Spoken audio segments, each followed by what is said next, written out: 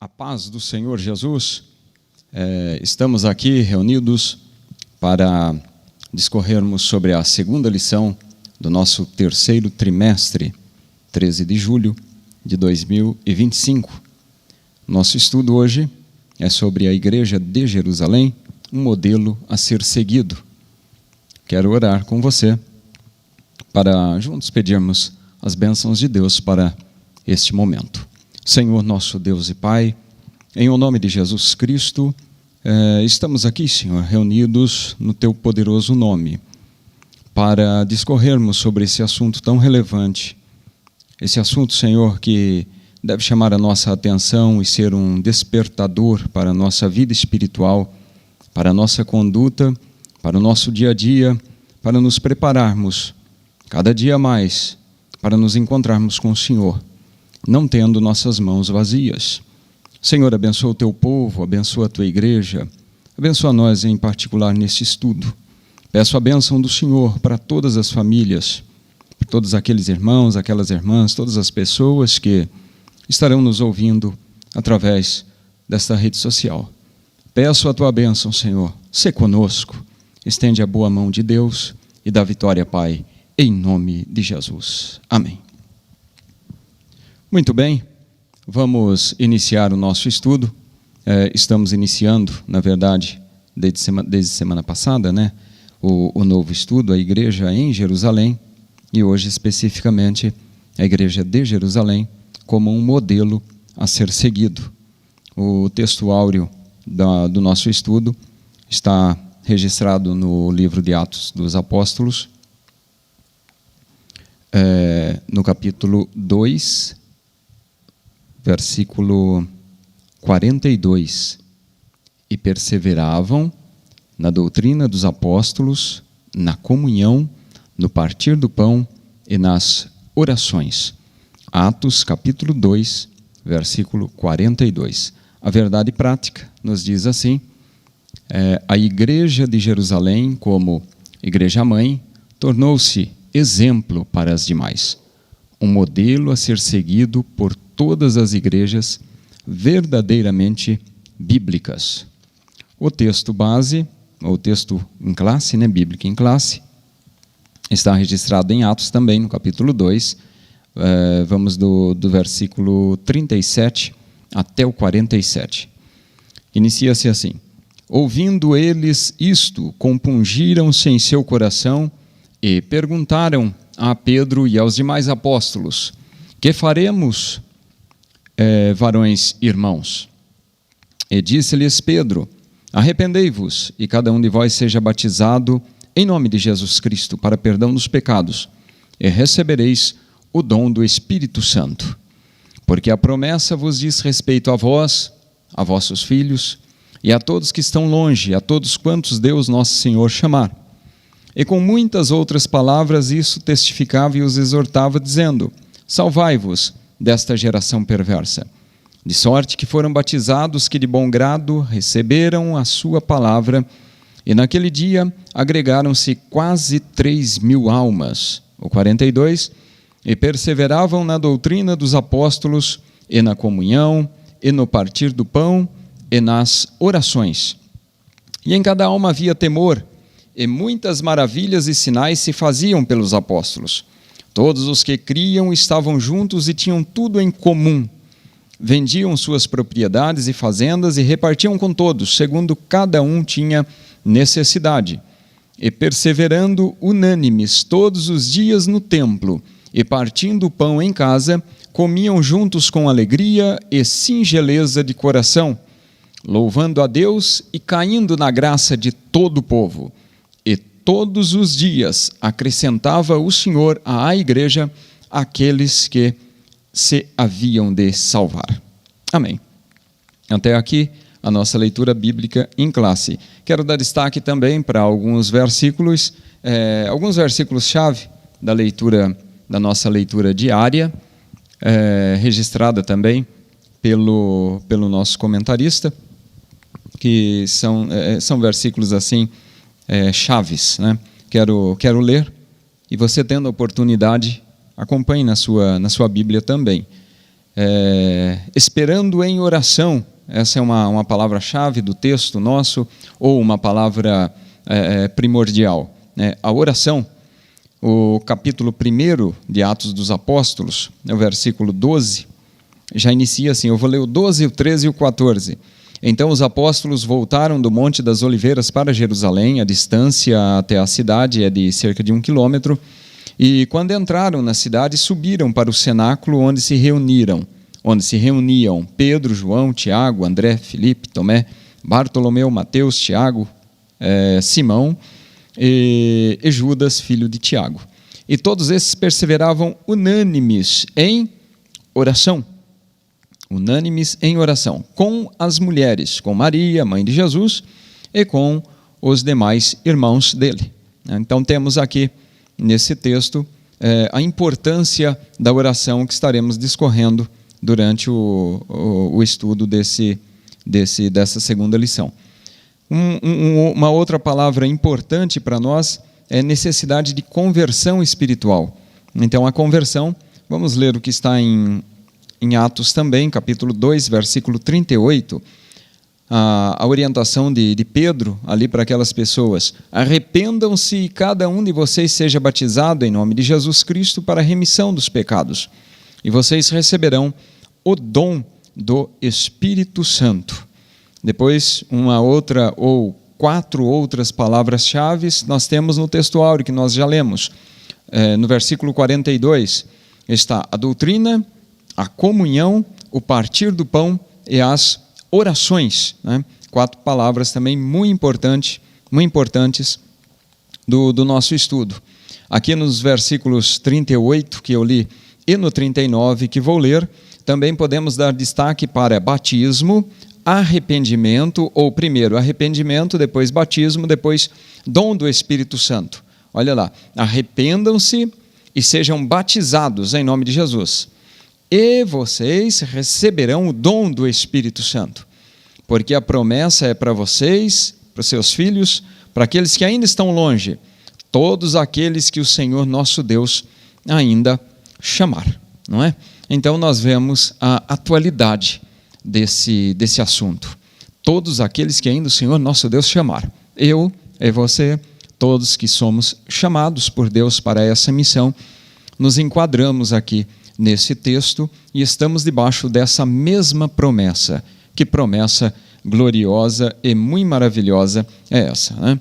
Quando nós lemos o texto áureo nos dá uma ênfase muito gloriosa acerca do que fazia realmente a diferença na igreja primitiva. Nós, hoje em dia, né, na atualidade, nós vemos muitas igrejas procurando um sucesso de crescimento, procurando meios, não é, para crescer realmente, para se desenvolver realmente, mas aqui, nesse texto, nós temos aqui as palavras-chave, né? Nós temos aqui o segredo para uma igreja crescer. Perseverar na doutrina. Aqui era a doutrina dos apóstolos, hoje nós podemos dizer na doutrina bíblica, porque a doutrina dos apóstolos está registrada aqui no Novo Testamento, né? Já está aqui em nossa mão, nesse compilado chamado Bíblia. Doutrina bíblica, comunhão, partir do pão, né? E orações. Aqui está o segredo para o sucesso da igreja. Quando nós nos deparamos com esse assunto, nós vemos aqui para a igreja crescer de forma saudável, crescer de forma genuína, crescer de forma espiritual, ela precisa estar em contato constante com o Senhor. E para estar em contato constante com o Senhor, a igreja precisa realmente desta simples atitude: orar, orar e orar novamente, não é? Quanto mais a igreja ora, mais comunhão ela tem com o Senhor. É admirável que essas características que marcavam a igreja primitiva eram características muito simples, né? Parece até simplista, mas é o que faz a diferença. Deus usa as coisas que não são para confundir as que são, Deus usa as coisas pequenas para confundir as grandes, né? Nosso Deus é especialista nestas questões. Então, quando falamos em doutrina, os primeiros cristãos, os primeiros irmãos, eram devotados à mensagem de Cristo. Eles tinham sede de ouvir daqueles que aprenderam de Jesus, daqueles que foram discipulados por Jesus, né? Então, os apóstolos, e eles ensinavam. E a igreja, assim, recebe daqueles discipulados do próprio Jesus, né, as orientações para continuarem avante, para fazerem a vontade de Deus, para cumprir aquilo que Jesus fala para a mulher samaritana, né, os verdadeiros adoradores, mulher, adorarão o Pai em espírito e em verdade, porque o Pai procura aqueles, os tais que assim o adorem, né? Então nós vemos já que a igreja sedenta por essa doutrina apostólica recebida daqueles homens que aprenderam direto com Jesus, estagiaram com Jesus, estiveram com Jesus durante 3 anos. Então esse é o primeiro ponto, a doutrina apostólica. O segundo ponto que nós vamos frisar aqui, registrado nesse versículo 42, é a comunhão. O que significa isso? Os seguidores da igreja primitiva não somente eram dedicados no seu relacionamento ali básico só, predominante com Deus, somente com Deus, não, era também com o próximo, né? Eles estavam buscando a cada dia construir um relacionamento aberto, um relacionamento honesto, um relacionamento espiritual, né? Tanto com Deus quanto com os demais. Vejamos aqui já nesse próximo item, que é o partir do pão. Eles se reuniam, né? Essa expressão poderia simplesmente se referir a algumas refeições, ou às refeições que eram feitas nas casas um dos outros, ou então a refeição do amor ágape, né? Ou mesmo a ceia do Senhor. A maioria dos estudiosos entende que esta comunhão, esse partir do pão aqui, era a própria celebração da ceia do Senhor, que eles estavam ali cotidianamente se reunindo, né? Constantemente se reunindo, até porque chegou um momento que eles já não tinham um templo, uma sinagoga, por causa da perseguição, eles se reuniam muito nas casas, e no partir do pão, eles recebiam, né, este momento de comunhão uns com os outros e também uma comunhão espiritual, né? Nós podemos tomar até como referência Jesus chegando na casa dos discípulos que estavam a caminho de Emaús. Jesus deixa ali um exemplo glorioso, né? Quando ele chega na casa deles, faz que vai mais adiante, mas eles constrange Jesus para entrar, não sabendo que era Jesus. Quando é o momento da oração, quando parte o pão, faz a oração, os olhos deles se abrem e eles veem que é Jesus, não é? Então Jesus já deixa um exemplo aqui, depois de ressuscitado, logo no primeiro dia, a importância desta comunhão propriamente dita, da ceia, ou dessa refeição do amor ágape, do amor verdadeiro, né? E um último item que o versículo nos cita é a própria oração. A oração, né, era claramente uma grande prioridade e parte vital da igreja primitiva. Na verdade, os judeus têm, né, e a igreja composta aí, em sua grande maioria, esta igreja que nós estamos falando, a igreja de Jerusalém, é composta em sua grande maioria de judeus, né, ou praticamente a totalidade de judeus. Eles tinham essa cultura de oração. Eu achei impressionante, até de destaque, essa palavra que o comentarista, o pastor José Gonçalves, menciona aqui no livro de apoio, né? Ele fala que a igreja tinha cultura de oração. A igreja não orava porque era obrigada a orar, não, era costume orar, é cultura. E quando a oração é cultural na vida da pessoa, a pessoa faz de forma espontânea, necessária. É cultura, não, eu tenho que fazer, é uma obrigação que eu tenho, né? E é uma obrigação voluntária, né? Vamos usar assim uma expressão, não é uma obrigação que se eu não fizer eu vou ser punido. Não, eu faço porque eu tenho amor, eu faço porque eu preciso, eu faço porque eu quero mais de Deus. Então, essa cultura de oração que havia entre os irmãos da igreja primitiva era ali vinda, ou fruto realmente de uma cultura judaica, né? Podemos lembrar de Daniel, que 3 vezes no dia se punha de joelhos e orava, dava graças diante de Deus. Jesus orava com frequência, né? Então o judeu tem essa cultura e a igreja primitiva inicia assim. Jesus, inclusive, tinha momentos a sós de oração. Jesus orava com muita intensidade, conforme está em Lucas 6,12. Jesus orava com muita perseverança, está lá em Mateus 26:44. Jesus orou até pelas crianças, em Mateus 19:13. E Jesus ensinou seus discípulos também a orar, que é a oração do Pai Nosso, que está lá em Mateus 6, né? Os versículos 5 ao versículo 9. Então nós vemos que aqui no texto áureo, quando dizemos que a igreja orava, é porque a igreja era perseverante. Quando lemos que a igreja orava, é que a igreja era perseverante em orar. A igreja orava de manhã, de tarde, de noite, né? Vemos Pedro chegando na porta do templo, na porta chamada Formosa, juntamente com João. Está lá o coxo. Era a hora da oração, era 3 horas da tarde, né? Comum para os judeus, hora da oração. E Pedro, né, através da ação sobrenatural do Espírito Santo, faz ali aquele tremendo milagre, porque estava indo orar. Olha a importância, que maravilha. A igreja de Jerusalém teve o seu início, né?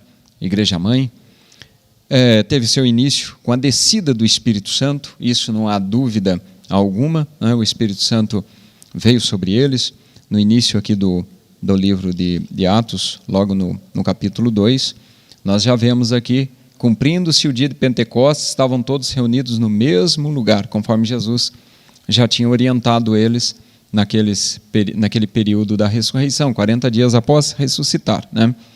Tinham se passado 10 dias, depois desses 40 dias, ou seja, fazia 50 dias que Jesus tinha ressuscitado, acontece a festa de Pentecostes. Cumpriu-se o dia de Pentecostes, estavam todos reunidos no mesmo lugar, e eles se reuniam para orar, né? O texto sagrado é bem claro para nós. E de repente veio do céu um som como de um vento veemente e impetuoso, encheu toda a casa que estavam assentados, foram vistas por eles línguas repartidas como que de fogo, as quais pousaram sobre cada um deles. E todos foram cheios do Espírito Santo e começaram a falar noutras línguas, né? Em outras línguas, conforme o Espírito Santo lhes concedia que falassem. Então, nesse momento aqui, está iniciando a igreja primitiva, a igreja mãe. Então, a exemplo da igreja primitiva, né? As próximas gerações vêm seguindo esse mesmo modelo, porque foram de lá, né, da igreja primitiva, que partiram as principais decisões para padronizar as práticas cristãs, para nortear realmente a igreja do Senhor que estava nascendo naquela festa de Pentecostes. É uma igreja cheia do Espírito Santo e uma igreja supervisionada pelos apóstolos, né? Essa igreja tinha um fundamento sólido, alicerçada na doutrina dos apóstolos, alicerçada no compromisso, né, com a comunhão, com a oração e com a piedade, né, com o trabalho social também. Essa comunidade também praticava os símbolos cristãos, que eram fundamentais. Quais símbolos esse? O batismo, né, quando há o grande arrependimento após a mensagem de Pedro, a primeira atitude que ele toma, né, a primeira palavra que ele diz é arrependei-vos, lá no versículo 38 do texto que nós lemos. Quando eles compungiram em seus corações e perguntaram a Pedro, o que é que a gente faz? O que faremos? Primeira coisa que Pedro fala, arrependei-vos. Olha aí. E daí vocês serão batizados em nome de Jesus, para que os pecados de vocês sejam perdoados. E depois vocês vão receber o dom do Espírito Santo. Glória ao nome do Senhor. Então, vemos aqui o batismo como um símbolo cristão fundamental e muito importante. Primeiro arrependimento, depois já vem o batismo. E um outro símbolo muito importante, que é a comunhão, a ceia do Senhor. E isso era manifesto através da fé deles de forma prática, né? Não era só de forma verbal, não era de forma falada, não. Era mão na massa mesmo, né? Era forma prática. O testemunho da igreja, né? O modo de viver da igreja, deixou uma marca significativa para a sociedade da sua época, né? Tanto de amor quanto de piedade, né? Amor, piedade, também quanto de poder espiritual, né? Eles, através dos apóstolos, eram feitos sinais, maravilhas no meio do povo, de sorte que muita gente se agregava, né? Muita gente se agregava para receber este mais de Deus, este poder de Deus. Palavra-chave, a principal palavra aqui de todas as que nós mencionamos desde o início, é modelo, né? Modelo a ser seguido. Então, adentrando mais especificamente no primeiro item, vamos falar um pouquinho sobre sólidos alicerces. Uma igreja com fundamento doutrinário. A igreja de Jerusalém, então, ela tinha um fundamento doutrinário muito forte, né? A base, o alicerce da igreja era muito sólido, né? Porque ela estava ali alicerçada na doutrina dos apóstolos, na doutrina daqueles que estiveram com Jesus. Então a igreja era bem doutrinada. Lucas deixa bem claro, aqui logo no capítulo 1, versículo 2 do livro de Atos, ele deixa isso bem claro. Ele diz que antes de Jesus ascender, subir aos céus, ele deu seus mandamentos, ele deu mandamentos através do Espírito Santo àqueles discípulos, àqueles apóstolos que ele tinha escolhido, né? Fiz o primeiro tratado a Teófilo acerca de tudo que Jesus começou não só a fazer, mas também a ensinar, até o dia em que foi recebido em cima, depois de ter dado mandamentos pelo Espírito Santo aos apóstolos que escolhera. Então, vemos aqui esse alicerce tão firme, tão sólido, que não deixou a igreja se abalar. Jesus deixa de forma bem claro: as portas do inferno não prevalecerão contra ela, né?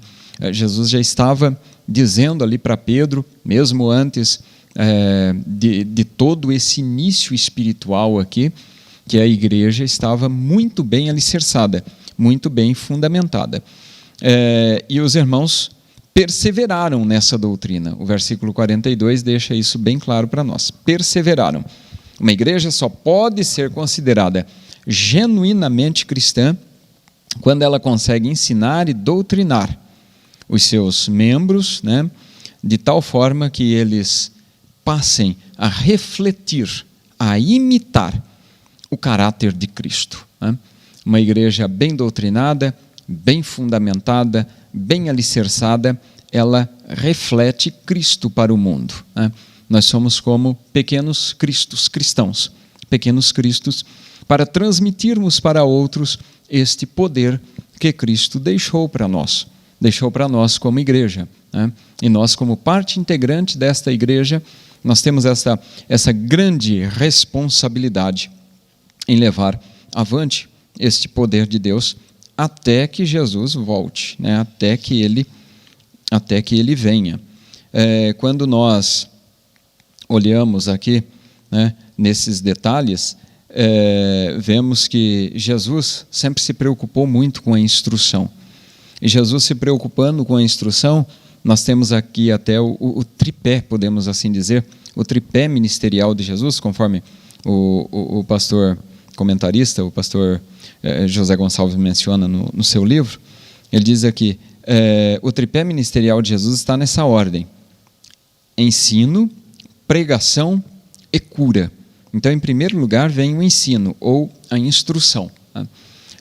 Então, por isso que ele começa aqui o estudo falando sobre o alicerce tendo um fundamento doutrinário, porque Jesus começa ensinando. Lá em Mateus 4:23, nós vemos esse início ministerial de Jesus ensinando, né? Jesus tinha isso, o ensino como base, como primordial, como inicial no seu trabalho ministerial. Depois, até parece para nós, é até difícil compreender, parece que Jesus sempre foi um ensinador somente, né? Mas Jesus também aprendeu. Jesus sentou também para aprender como homem, né? Como ser humano. Quando falamos de Jesus, parece que nós não vemos nele um educando, mas vemos nele somente um educador. Mas, na verdade, Jesus foi igual a nós, conforme o escritor aos Hebreus relata para nós lá em Hebreus 4,15, ele foi igual a nós em tudo, exceto no pecado. Ele nasceu sem pecado. Viveu o mesmo processo de aprendizagem, como todo ser humano, não é? Crescia, Lucas 2,52, crescia em graça, sabedoria, tamanho diante de Deus e diante dos homens, né? Naqueles 30 anos vivendo ali em Nazaré, Jesus crescia e se fortalecia, cheio de sabedoria, e a graça de Deus estava com ele. Lucas 2, verso 40. Mesmo depois, durante seus 3 anos de ministério, formando discípulos, Jesus também ia aprendendo, né? No dia a dia ali com o povo, Jesus estava num relacionamento de ensino e aprendizagem. E também com os discípulos, né? E também com os fatos difíceis da vida, nos diz aqui Eulálio Figueira, no nosso livro de apoio. Jesus crescia em sabedoria, em estatura, em graça, para com Deus e com os homens. Jesus foi um educando antes de tornar-se um educador. Primeiro ele sentou, né? Ele foi primeiro um aprendiz antes de se tornar mestre. Primeiro ele sentou para aprender, depois ele levantou-se para ensinar. James Smart destaca que a igreja precisa ensinar, assim como precisa pregar. A igreja precisa ensinar, a igreja precisa pregar, ou então não será igreja. Esse é o papel da igreja, ensinar, pregar. O ensino pertence à essência da igreja. A igreja que não ensina perde algo indispensável para a sua natureza como igreja. Perde a sua finalidade primordial, né? Então, o ensino precisa ser genuinamente cristão. E esse ensino busca, antes de tudo, antes de qualquer coisa, o que busca? A glória de Deus, né? O crescimento na fé e a expansão do reino. Esse é o propósito teológico mais bem fundamentado. A igreja procura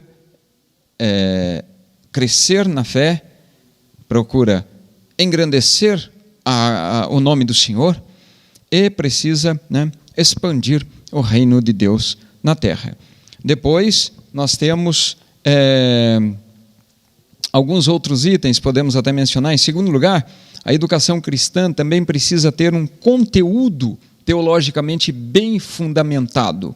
E, em terceiro lugar, a educação cristã, ou a igreja, precisa ter um programa, né, um plano teologicamente bem fundamentado. Tudo baseado no fundamento doutrinário, no fundamento bíblico, que aqui era para a igreja primitiva, era a doutrina dos apóstolos, hoje a doutrina bíblica. E Jesus deixou esse exemplo para nós, né? E através destes exemplos, né, nós vemos hoje que a igreja pode se basear, a igreja deve, nem pode, deve se basear nesses 3 princípios educacionais para enxergar bem, né, a sua dimensão de atuação, não é? O seu campo de atuação, né? Então, a igreja precisa ter um propósito, a igreja precisa ter um conteúdo e a igreja precisa ter um plano educacional muito bem fundamentado, e fundamentado na palavra de Deus, não é? Com esse fundamento na palavra de Deus, a igreja segue e continua com o seu papel, que é o de levar Jesus para outras pessoas que ainda não conhecem Jesus na sua forma ativa, né? Não conhecem Jesus no seu dia a dia, nas suas ações. É muito importante estarmos fundamentados assim. O segundo subitem fala para nós sobre a perseverança. Perseveravam na doutrina dos apóstolos. A igreja era bem doutrinada, bem discipulada. Os apóstolos, já mencionei, repito, aprenderam com Cristo. Eles aprendem, a igreja aprende com eles, né? E agora transmite para outros os seus ensinamentos, né? A igreja leva adiante aquilo que aprendeu.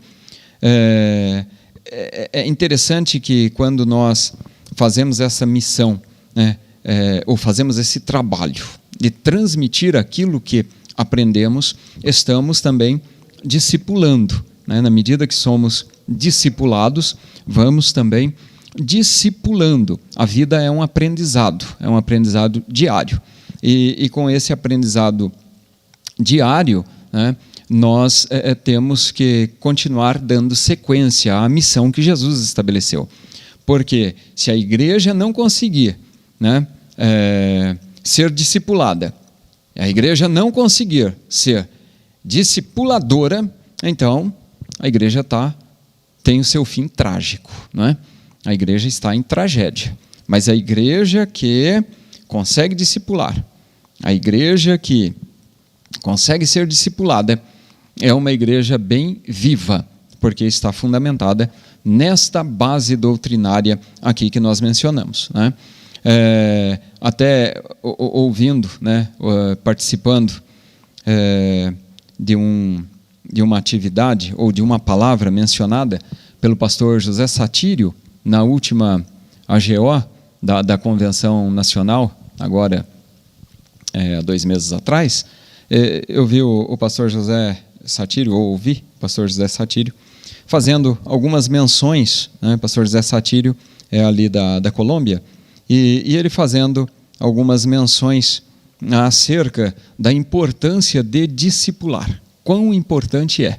E daí ele até toma como referência, eu achei muito interessante o exemplo que ele deu, os países, né, que eles entraram com a evangelização, com o trabalho de evangelização, seguindo esse princípio.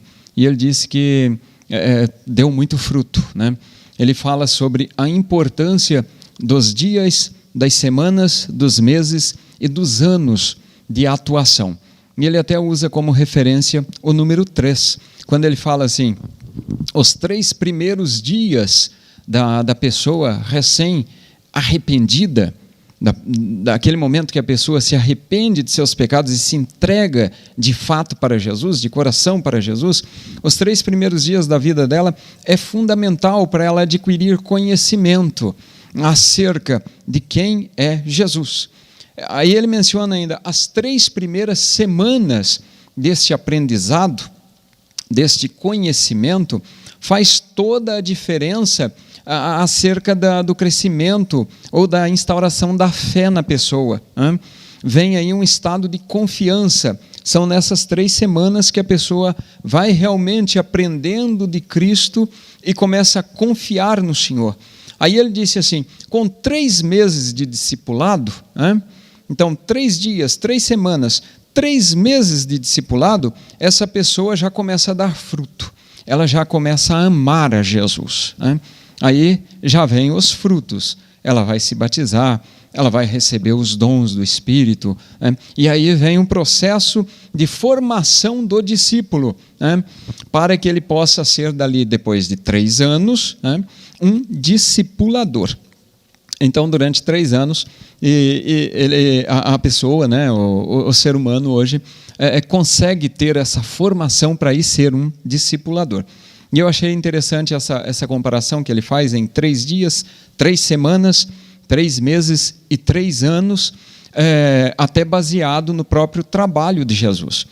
3 anos de ensino de Jesus foram suficientes para formar aqueles homens, aqueles discípulos, aqueles que se tornaram depois apóstolos e fizeram toda a diferença para estabelecer muito bem a igreja primitiva, não é? E daí também, fazendo referência aos 3 primeiros dias de conversão, lembro lá do apóstolo Paulo, né? Quando passa por aquela experiência tremenda, né, da conversão, lá em Atos, no capítulo 9, no versículo 9, né? Depois que ele se levanta da terra, abre os olhos, está cego, né? E é conduzido a Damasco, o 9 diz assim, 9:9 de Atos. E esteve 3 dias sem ver, e não comeu, nem bebeu. Né? E daí vai Ananias para orar e impor as mãos sobre ele, e Jesus fazer, né, aquele grande milagre naquele homem que, aí Jesus fala para Ananias, não tenha medo não, eu vou mostrar para ele, lá no verso 16, quanto deve padecer pelo meu nome. Que tremendo esse Jesus, né? Então, dando um exemplo aí bíblico da importância dos 3 dias depois da conversão, né? O pastor José Satiro faz essa menção, depois devo mencionar esse link também lá nos comentários da nossa aula. Para quem tiver interesse, vale a pena ouvir a palavra. O próximo item diz respeito ao terceiro subitem, uma igreja relacional e piedosa. Nesse assunto, nós vemos que a igreja de Jerusalém perseverava na comunhão. A maioria dos intérpretes, né, entende aqui que essa palavra grega koinonia, trazida aqui como comunhão, diz respeito a relacionamento pessoal, né, ou interpessoal dos irmãos da igreja primitiva. O item 2, uma igreja observadora dos símbolos cristãos. Nesse item, símbolos cristãos, nós temos o batismo e a ceia do Senhor. Pedro já sabia muito bem dessa ordenança, né? E ele já começa a discorrer no seu primeiro sermão sobre o arrependimento. Arrependei-vos e sejam batizados, e cada um de vós seja batizado em nome do Senhor Jesus para perdão dos pecados. Não é? Então, quando nós lemos isso no versículo 38, nós já entendemos aqui que a igreja, né, na medida que eles demonstravam arrependimento, e não era tão simples assim mostrar arrependimento, aquele mesmo povo que havia crucificado Jesus há 2 meses atrás, estava agora se arrependendo, estava agora buscando este poder sobrenatural nas suas vidas, né? Então, de forma pública, eles vinham mostrar o arrependimento e daí já na sequência eram batizados. E batizados em nome do Senhor Jesus, conforme diz Pedro, cumprindo aquela ordem de Jesus, né? Ide por todo mundo, pregar o evangelho a toda criatura, quem crer e for batizado será salvo, quem não crer será condenado, né? E daí o batismo, Jesus deixa bem claro, batize em nome do Pai e do Filho e do Espírito Santo. Então a igreja primitiva inicia esse trabalho de batismo para que fique demonstrado, né, de forma bem evidente para toda a sociedade que aquelas pessoas estavam arrependidas do que tinham feito nos dias anteriores, né? E isso trazia até exclusão social. O principal fato aqui, né, para a perseguição posterior, ocorrida posteriormente, era essa questão aí social mesmo, né? Os irmãos começam a ser perseguidos pelos próprios judeus, não é? Não era nem pelo Império Romano nesse primeiro momento, era pelos próprios judeus que não aceitavam essa mensagem tão assim enfática, dura de Pedro, né, para mostrar acerca da necessidade do arrependimento pelo que tinham feito, né? Vocês se arrependem, são batizados, então havia ali aquele grande número de conversões e, por outro lado, começa aí uma perseguição, quando é dali uns meses, ou dali pouco tempo, né? Os irmãos já não podiam, os apóstolos em especial, já não podiam mais ir para as sinagogas, né? Eram perseguidos, começam a ser presos, não é?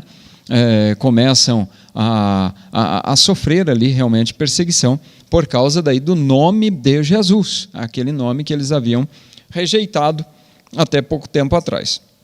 Então, o batismo era um dos primeiros passos, né, para a pessoa que precisava ali, que estava ali aderindo a esse novo movimento, né, vamos usar essa expressão. Para ser batizado, ela precisava primeiro se arrepender e crer em Jesus, né? Arrependeu, creu em Jesus, agora você pode ser batizado. Então vem esse símbolo de fé muito forte, né, para aquelas pessoas que estão se convertendo e crendo no Senhor Jesus. E um segundo item, né? E aí eles passam, é claro, a ter uma nova vida em Cristo.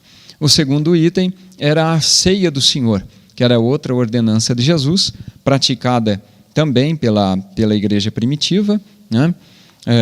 Jesus disse acerca da ceia que ele não participaria mais, né, com os discípulos. Quando ele participa ali da última Páscoa, realiza a ceia, né, oferece ali o corpo, o sangue dele para a remissão dos pecados, né, para realmente cumprir o propósito de Deus.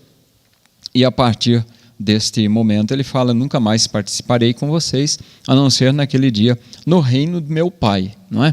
Então, nós vemos aqui que a ceia do Senhor, essa ordenança, começa a ser praticada pela igreja primitiva com frequência. E a maioria daí dos estudiosos entendem que esse partir do pão refere-se realmente à ceia do Senhor, né? Parece provável aqui que os primeiros cristãos combinavam, né, essa ordenança simples do alimento diário mesmo ali, com esta festa do amor aí, da sua refeição comum. Lembravam assim da morte de Jesus todo dia, né? Não era apenas uma vez por ano ou uma vez por mês, não, era constante, ou uma vez por semana, né, como prática de algumas denominações cristãs, né? Temos essas referências, né? Anual, mensal, né? Semanal. Aqui a igreja relembrava todos os dias, por isso que Paulo daí fala: todas as vezes que comerdes, né, o pão, beberdes o cálice, anunciais a morte do Senhor até que venha. Todas as vezes, independente da quantidade de vezes.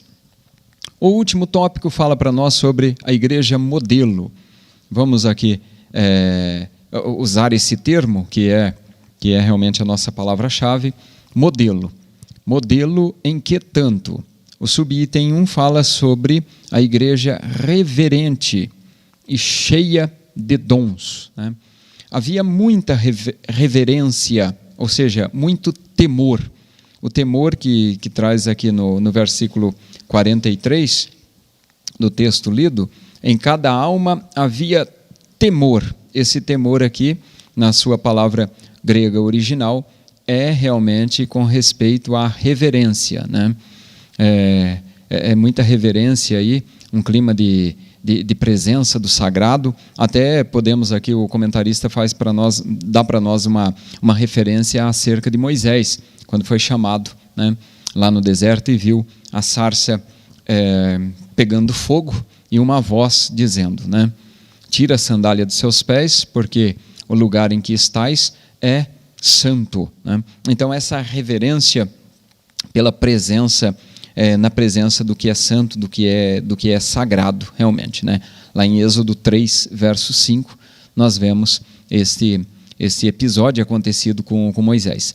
Aí Lucas destaca que muitas maravilhas e sinais eram feitos pelos apóstolos, né, por causa da reverência. Olha lá, então o versículo começa aqui: em cada alma havia reverência e muitas maravilhas e sinais se faziam pelos apóstolos. Eram os dons, na verdade, né? Esses dons espirituais, eram esses sinais, eram essas maravilhas que os apóstolos faziam, né? A ação do Espírito Santo fazia através da vida deles, que realmente ornamentava a igreja primitiva, né? Era realmente essa ação sobrenatural que trazia vida, que trazia poder e que demonstrava realmente a presença do Jesus ressuscitado, do Jesus ressurreto ali no meio deles, cumprindo-se várias referências de Jesus acerca disso. Não vos deixarei órfãos, né? Enviarei o Espírito Santo Consolador, que estará convosco todos os dias até a consumação dos séculos, né? E mediante estas promessas, nós vemos daí no dia a dia da igreja primitiva realmente acontecendo, realmente esta presença marcando a vida diária da igreja através dos dons sobrenaturais. O próximo subtópico fala para nós que a igreja é ainda um modelo, né? Ou o modelo ainda da igreja como acolhedora, como devemos ser hoje também, né? Precisamos ter os dons que a igreja primitiva tinha, precisamos ter a reverência que a igreja primitiva tinha, precisamos ser acolhedores como a igreja primitiva foi, né? E também o último subitem depois fala sobre a igreja adoradora, devemos também ser adoradores. Nesse item acolhedor, além dos irmãos estar juntos, tinham tudo em comum, né? Até o comentarista fala aqui para nós que não é fácil, né, partilhar, muito menos acolher, né? E eu fiz menção de destacar esse texto aqui, porque de fato, nós na nossa condição humana, carnal, para nós não é fácil partilhar e nem acolher. A tendência humana é de se fechar, né? Se ele não tem o mesmo perfil meu, né, ou é inconveniente, fica fora, né? Eu excluo, eu deixo de lado. Mas a igreja primitiva fazia o contrário, ela acolhia. E essa acolhida deve fazer parte da nossa igreja, deve fazer parte da nossa prática diariamente, mesmo tendo passado já 2 milênios, porque Jesus continua o mesmo, a palavra continua sendo a mesma, né? O céu é o mesmo que vamos morar. Então, precisamos ter também essa marca bem firme em nós, essa marca espiritual. O escritor aos Hebreus até diz, né, em seu escrito, no capítulo 13, versículo 2 de Hebreus: não vos esqueçais da hospitalidade, né, ou da acolhida, porque por causa dela, alguns, não sabendo, hospedaram anjos. Olha aí, né, a importância de ser acolhedor. E o último subitem, o último subtópico aqui, diz para nós acerca da adoração. A igreja adoradora. A igreja primitiva louvava, jubilava a Deus. Louvar, até fizemos esse destaque, é exprimir rendição, é uma entrega total, é reconhecer de fato que Deus é grande, é reconhecer de fato que Ele é dono de tudo, que Ele pode todas as coisas, né? Que Ele é o Senhor de todas as coisas, e nós somos somente vasos, nós somos somente servos, amigos, nós somos somente chamados para fazer a diferença, para fazer a obra do Senhor. Então precisamos adorar, e adorar não é só cantar, adorar não é só falar algo de Deus, não, adorar é muito mais que isso. Adorar é jubilar, é demonstrar gratidão, não é? É se entregar totalmente, é viver uma vida dedicada, né, integralmente à vontade do Senhor. Esse versículo, quando diz aqui, o 47, da igreja adoradora, louvando a Deus, é o mesmo verbo, né, traduzido, usado, né, para falar acerca do nascimento de Jesus. Os anjos louvavam a Deus, é o mesmo verbo que está lá em Lucas, no capítulo 2, versículo 13 e no versículo 20. Essa adoração, essa rendição total, os verdadeiros adoradores, mulher samaritana, adorarão o Pai em espírito e em verdade. Olha aí, com uma rendição total, sabendo que nós mesmos não podemos nada, né? Mas confiamos e temos como referência aquele que tudo sabe, tudo pode, tudo vê. Aí o versículo 43 diz: perseveravam unânimes todos os dias no templo, partindo o pão em casa, comiam juntos, com alegria, com singeleza de coração, louvando a Deus, caindo na graça de todo o povo. E daí o que acontecia? Qual é o resultado disso? E todos os dias, acrescentava o Senhor à igreja, acrescentava diariamente o Senhor à igreja, àqueles que iam se salvando, que iam se entregando, que iam se arrependendo. O Senhor ia acrescentando, não é? Então nós vemos aqui esta missão tão tremenda da igreja como modelo, né? Eu até dei destaque aqui para nós terminarmos acerca das características que nós falamos aqui, que discorremos durante esse tempo de aula. Aí, algumas características da igreja: fundamento doutrinário, ensino dos apóstolos, não é? Comunhão, partir do pão e orações, que está lá no versículo 42. Outra característica, era uma igreja relacional, né? Tinha bom relacionamento, era piedosa, era acolhedora, tinha os seus símbolos bem preservados. Batismo e ceia do Senhor não pode faltar, é constante, né? Era uma igreja reverente e cheia de dons espirituais, e era uma igreja adoradora, né? Então, era a igreja perfeita? Não, não era. Nós estaremos estudando no decorrer desse trimestre também sobre as dificuldades da igreja, né?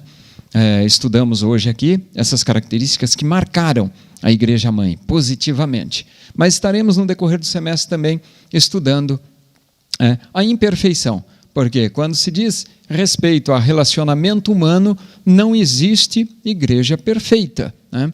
Nós somos imperfeitos, fazemos parte, não é, de um conjunto de pessoas imperfeitas que estamos nos esforçando diariamente, porque um dia, diz a palavra, chegaremos à estatura de varão perfeito. Aí estaremos, né, lá na glória com o Senhor. Mas neste dia a dia da igreja, que recebeu tantas orientações, tantas advertências, tantas palavras de repreensão, que nós temos aqui em todo o Novo Testamento, inclusive finalizando o Novo Testamento na carta da Revelação, no Apocalipse, a carta às 7 igrejas da Ásia Menor, não é? 5 igrejas recebem dura repreensão da parte de Deus. Ao anjo da igreja que está falando acerca das 7 igrejas, Deus repreendendo duramente 5 delas, né? Mas esta igreja imperfeita, né? Cheia de falhas, cheia de pessoas, como eu, como você, nos deixou o seu brilho, nos deixou o seu exemplo para nos espelharmos nela e continuarmos a nossa caminhada, porque um dia estaremos junto com o Senhor e lá não haverá dor, lá não haverá imperfeição, lá não haverá dificuldades, lá não haverá problemas, lá será só glória. Que Deus nos abençoe em Cristo e que esse estudo sirva para a nossa edificação espiritual, para nós a cada dia nos espelharmos nesta igreja de Jerusalém, né? A igreja que deixou o seu legado e deixou o seu modelo, e seguirmos a Jesus, né? O autor e o consumador da fé, conforme nos diz o apóstolo Paulo, olhando para Jesus, autor e consumador da fé, né? A cada dia, qual pelo gozo que estava proposto, suportou a cruz, desprezou as afrontas ciladas do diabo, e aí, hoje nós temos ele à destra do Pai, intercedendo por nós. Deus te abençoe em Cristo Jesus. Estarei orando para o encerramento e agradecendo ao Senhor por este momento e convidando você para participar conosco nos nossos cultos nesse domingo à noite, em todas as nossas congregações na cidade de Rio Claro e região. Às 18h30, procure uma igreja, Assembleia de Deus, Ministério do Belém. Deus te abençoe em Cristo Jesus. Pai, oramos neste momento final, te damos graças, te dando graças, Senhor, por este estudo, por discorrermos aqui um pouquinho acerca deste modelo a ser seguido, modelo da igreja primitiva. Ajuda nós também como igreja, como parte integrante desta igreja, ó Senhor, a fazermos a Tua vontade a cada dia, Tua vontade boa, agradável e perfeita. Ajuda, Senhor, este grupo, Senhor, esta comunidade que denominamos como igreja, qual fazemos parte dela. Abençoa, Senhor, a todos os irmãos, a todas as irmãs, a toda a liderança, Senhor. Abençoa o Teu povo na face da terra. Abençoa, Senhor, de forma gloriosa e nos ajude até aquele grande dia, onde estaremos juntos com o Senhor nos ares e na glória. Em nome de Jesus, te damos graças. Amém. Deus te abençoe em Cristo Jesus. Amém.